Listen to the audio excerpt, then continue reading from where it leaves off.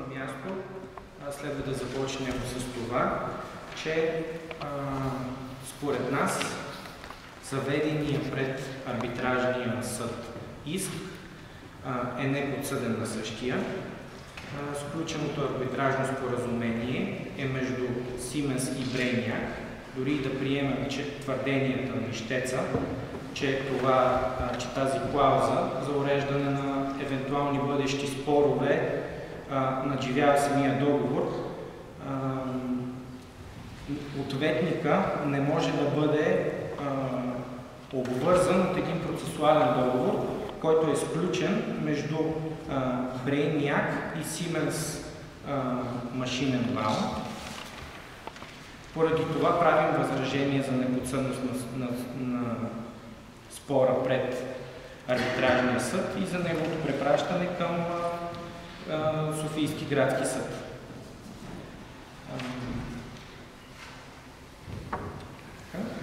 Считаме, че така предявения срещу представляваното от нас дружество иск с правно основание 55 алинея 1 предложение 3 е недопустимо. Видно от приложения по делото договор за покупко-продажба от февруари 2008 година, същия е сключен между Brainiac ЕООД и Siemens Industry машинен бал. Ние оспорваме представената спогодба, в която ние признаваме, че това задължение е наше. След отпадането на действието на спогодбата с обратна сила, въз основа на договора за продажба, можем да кажем, че е възникнало облигационно отношение между Brainiac и Siemens Industry машинен бал. В изпълнение на него ищецът твърди да е заплатил сума в размер на 372 000 евро. Както самият договор обаче, така и реституцията след неговото отпадане не могат да засягат трети лица, външни за това правоотношение, каквото е представлявано от мен дружество. Ние не можем да носим имуществена отговорност за евентуално неизпълнение на чужди задължения, респективно не сме процесуално легитимирани да отговаряме по настоящия иск. Както е известно, процесуалната легитимация е абсолютно процесуална предпоставка за правото на иск и поради липсата и процеса следва да бъде прекратен. Относно основателността на иска. Предявения иск е и неоснователен. Споразумението от 21.07.2008 година следва да бъде унищожено на основание член 367 ЗЗД, тъй като спогодбата между страните беше изключена въз основа на неистински документ, касова бележка за заплащане на сумата от 739 733,16 лв.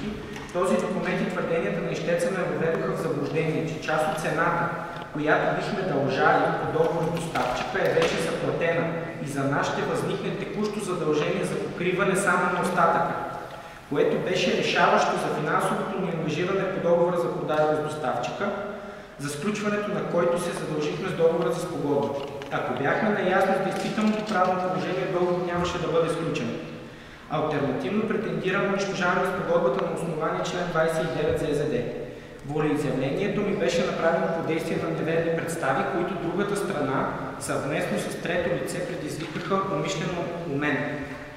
Вярно е, както твърди ищеца, че договорът за спогодба има декларативно, преобразуващо и регулативно действие, но то съществува, докато същия обвързва страните.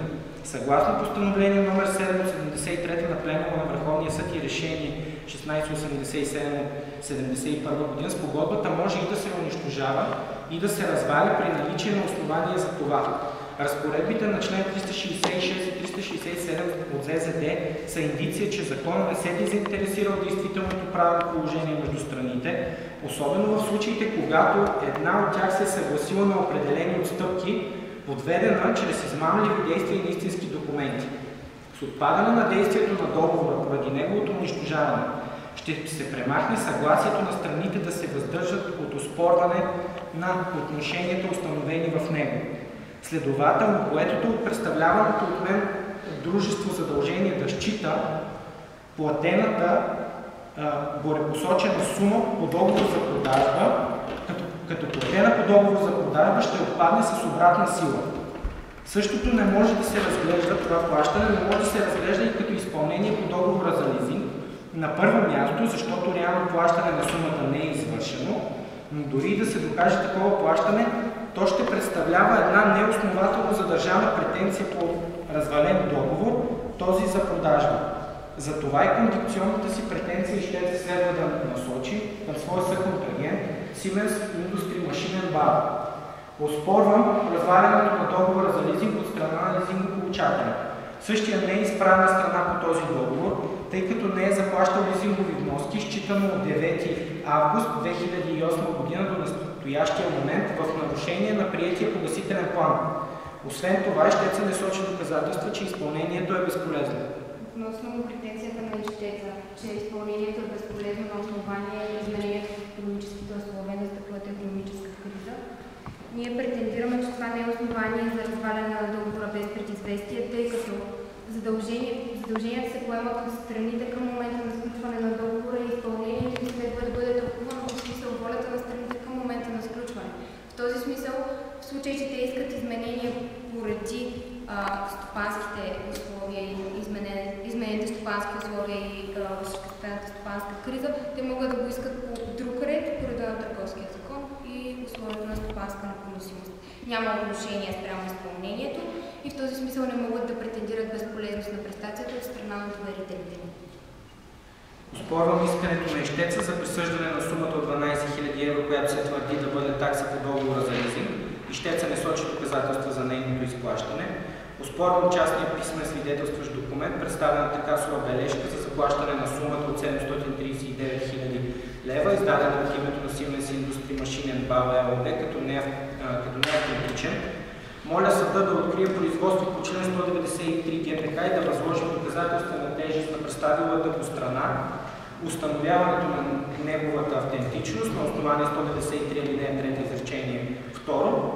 Моля съда да допусне двама свидетели в режим на довеждане, всеки от които ще сочи конкретни и различни измамливи действия, включително използването на неавтентичния документ, с който ищеца ме въведе в заблуждение да сключи горепосоченото споразумение.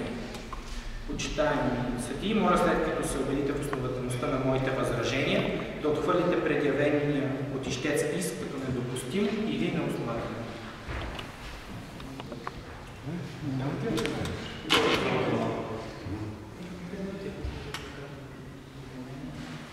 Добре, това ли е?